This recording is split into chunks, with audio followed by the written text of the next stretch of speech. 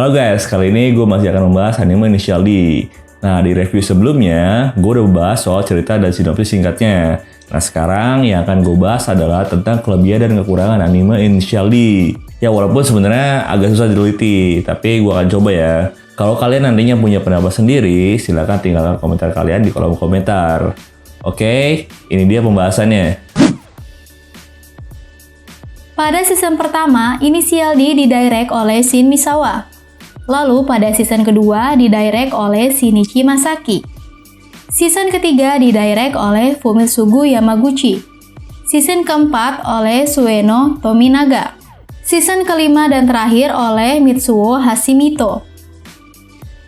Sebenarnya tidak masalah kalau Initial D dipegang atau didirect oleh orang yang berbeda di tiap seasonnya.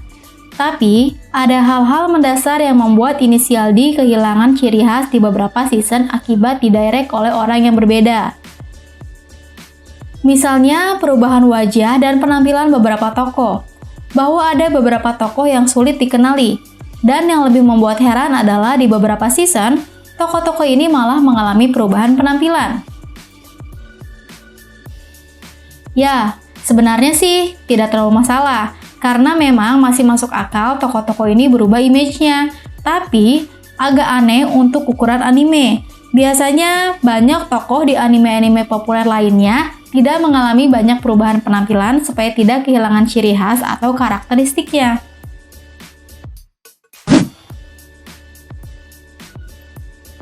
Kalau kita bicara soal orang Jepang, pasti kita sudah tahu kalau orang Jepang itu senang sekali jalan kaki. Kalaupun naik kendaraan pribadi, paling sering mereka itu lebih suka naik sepeda ketimbang mobil atau sepeda motor. Nah, di anime ini, kita sama sekali tidak ditunjukkan soal itu. Pasalnya, anime ini mengesankan bahwa orang-orang Jepang khususnya di Guma lebih suka naik mobil pribadi ketimbang jalan kaki, atau naik sepeda, atau bahkan naik kendaraan umum. Mungkin ini membuat kita sedikit kebingungan. Ya, sebagai orang awam, kita taunya orang Jepang itu sangat suka jalan kaki kan? Malahan, katanya tidak banyak orang yang punya kendaraan pribadi, terutama mobil, kecuali orang-orang kaya. Itu pun mobilnya terbilang mobil-mobil mewah. Pernah lihat live action Initial D yang diperankan Jae Chou ini? Initial D versi live action ini dirilis pada 2005. Sebagai anime yang sangat khas dengan budaya Jepang, sangat disayangkan bahwa live action anime ini justru dibuat oleh orang Hong Kong, bukan dari orang Jepangnya sendiri. Mungkin kesannya akan berbeda jika yang pertama kali membuat versi live action adalah sineas asli Jepang, kemudian dibuatkan versi negara lain. Tapi, ternyata orang yang pertama membuat versi live actionnya adalah sineas dari Hong Kong. Ditambah semua tokoh-tokoh pentingnya adalah para aktris dan aktor Hong Kong pula. Ya, sebenarnya kalau soal filmnya sih tidak ada masalah, dan bagus juga kok. Apalagi yang main di situ kan emang aktor dan aktris papan atas Hong Kong. Cuma memang sangat disayangkan. Pasalnya, buat kita yang sudah mengikuti manga dan animenya sampai habis, pasti akan merasa aneh kalau yang memerankan Takumi dan kawan-kawan bukan orang Jepang. Oke, itu tadi kekurangan yang ada di anime Initial D versi kami sendiri. Sekarang, gue pengen ngomongin kelebihan dari anime Initial D ini. Ada beberapa poin yang udah gue catat setelah menonton ulang anime ini sampai habis. Ini dia. Bagi kalian yang baru pertama mendengar atau mengetahui anime ini mungkin ragu dengan grafik dan animasinya. Pasalnya, sebagai anime yang lahir di tahun 90-an, mungkin Initial D dianggap belum mumpuni untuk mengemas aksi balapan mobil yang keren. Kita bisa melihat banyak sekali aksi drift yang dilakukan Takumi dan lawan-lawannya. Makanya, dengan teknologi era 90-an yang belum sebagus sekarang, pasti kalian akan menganggap aksi-aksi drift yang muncul di anime ini bakal terasa biasa-biasa saja. Tapi sepertinya tim produksi anime Initial D punya cara ampuh untuk menjadikan anime ini istimewa. Kita bisa melihatnya dari sini.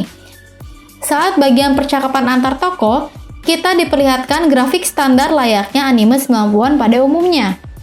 Namun berbeda jika adegan masuk ke aksi balapan. Grafik 2 dimensi tersebut langsung berubah menjadi animasi 3 dimensi yang keren.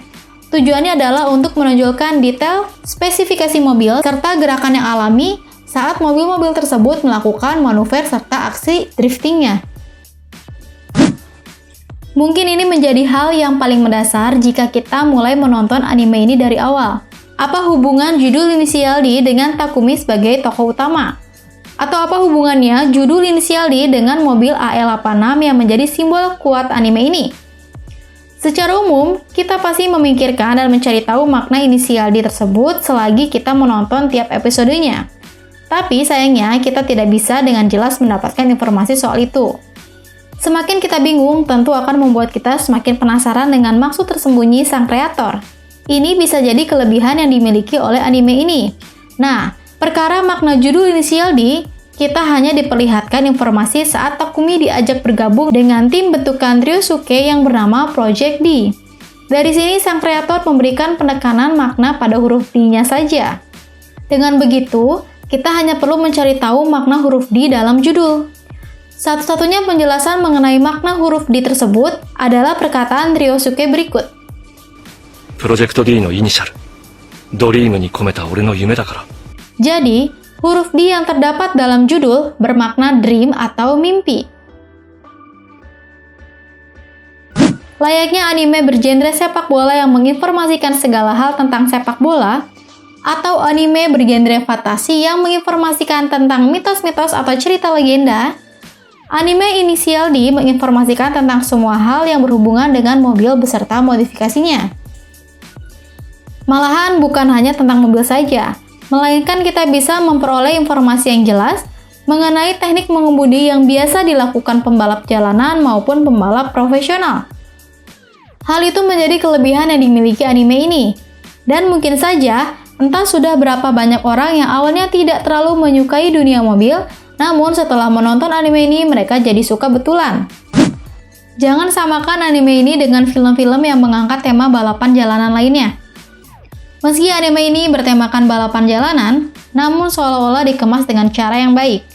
Maksudnya, jangan harap kita menemui para pembalap jalanan yang kebut-kebutan di jalan raya yang penuh kendaraan, atau para pembalap jalanan yang menerobos lampu lalu lintas sesuka hati, atau para pembalap jalanan yang selalu membuat onar dan keresahan. Semua pembalap jalanan yang muncul di anime ini memiliki sisi positif yang perlu dicontoh. Misalnya, mereka hanya akan melakukan aksi balap ketika tidak ada kendaraan lain yang melintas di jalanan, atau hanya dilakukan di jalanan gunung yang jauh dari pemukiman. Makanya, anime ini sangat disukai dan memiliki fans fanatik yang tersebar di seluruh dunia.